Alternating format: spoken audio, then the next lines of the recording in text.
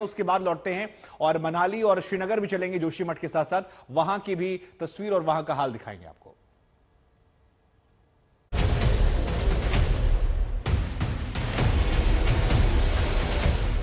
मशहूर पर्यटन स्थल चक्राता में बर्फबारी की खूबसूरत तस्वीरें देखकर आपकी आंखें चमक गई होंगी। ये तस्वीरें चक्राता के लोखंडी की हैं, जहां लगातार जारी बर्फबारी ने नजारा ही बदल दिया है। पर्यटकों की मन की मुराद पूरी हुई है तो कारोबारियों की आंखें भी चमक गई हैं। चक्राता तो वैसे भी पर्यटकों की पसंदीदा जगह रही है। सबने लाइव स्नोफॉल देखा और हम ये चाह रहे हैं कि और भी ज्यादा स्नोफॉल हो ताकि लंबी तक चले और इससे सब जगह फायदा होगा, खेती में भी फायदा होगा और बिजनेस में भी फायदा होगा। बड़ा मजा आ रखा है, बहुत ज्यादा जो है बिल्कुल जो है मन खुश हो गया है। जिस चीज के लिए आए थे वो चीज मिल गई, फुल पैसा वसूल। उत्तरकाशी जिले के गंगोत्री, हरसिल, मुखवा, धराली जैसे इलाकों में लगातार बर्फबारी जारी है। लंबे इंतजार के बाद इस साल की ये पहली अच्छी बर्फबारी है। क्या मकान, क्या खेत, क्या पहाड़ियां, सभी सफेद बर्फ से लकदक दिख रही हैं। बर्फबारी अपने साथ भारी मुश्किल भी लेकर आई है। गंगोत्री नेशनल हाईवे पर हरसिल के पास भारी बर्फबारी के चलते वाहनों की आवाजाही बंद हो गई है। खरसाली भी बर्फ से सफेद हो गया है। यहाँ भी रास्ते बंद हो चुके हैं और इन्हें खोलने का जिम्मा अब सीमा सड़क संगठन के जवानों पर है। अब आपको टिहरी गढ़वाल के धनौल्टी की तस्वीरें दिखाते हैं। सुरकंडा देवी में सीजन की पहली बर्फबारी हुई है।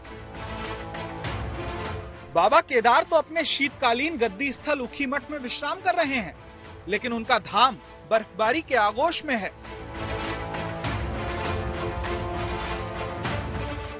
तस्वीरें देखिए, किस तरह बर्फबारी ने केदारनाथ मंदिर और पूरे मंदिर परिसर को अपने आगोश में ले लिया है।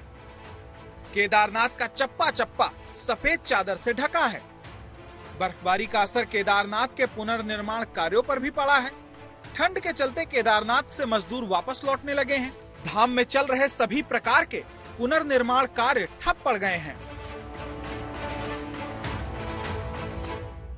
केदारनाथ में कल दोपहर 2 बजे से रुक रुक कर बर्फबारी चल रही है और पूरी रात भर बर्फबारी चलती रही। अभी तक लगभग 1.5 फीट बर्फ गिर चुकी है। यहाँ पर पुनर्निर्माण कर्मियों को काम करने में काफी मुश्किलों का सामना करना पड़ रहा है। अब जरा औली का नजारा देख लीजिए।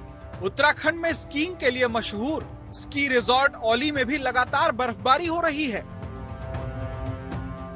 औली में देर से बर्फबारी हुई है, लेकिन इस बार सैलानियों की आमद पहले की तरह नहीं दिख रही।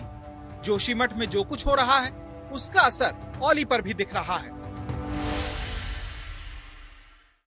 औली का ये जो पूरा मैदान है, यहाँ पर स्की होती थी, लोग विंटर गेम का फायदा उठाते थे, स्नो बॉल्स खेलते थे, एक दूसरे पर बर्फ फेंकते थे, बर्फबारी का पूरा मजा लेते थे। लेकिन औली में आई जो त्रासदी है उसने जोशीमठ पर असर डाला है और उससे भी ज्यादा असर यहाँ के टूरिज्म पर डाला है, क्योंकि पर्यटन जो सबसे बड़ा कारोबार और सबसे बड़ा स्रोत है आमदनी का, उस पर प्रभाव पड़ा है। 75% से ज्यादा सैलानी घटे हैं, जो आए हैं वो भी चिंता में हैं। लेकिन औली कम से कम सुरक्षित है। बड़ा केबल वे जो रोपवे है वो बंद है, छोटा रोपवे चल रहा है, लेकिन उसका असर ये दिख रहा है कि यहाँ बिल्कुल सन्नाटा पसरा है। इक्का दुक्का टूरिस्ट आ रहे हैं और उससे जाहिर है कम से कम औली में कुछ होने वाला नहीं है। ये पूरे उत्तराखंड की जो एक आर्थिक त्रासदी बन जाएगी, यहाँ के जो पूरा कारोबार है, कमाई है, उस पर असर पड़ेगा।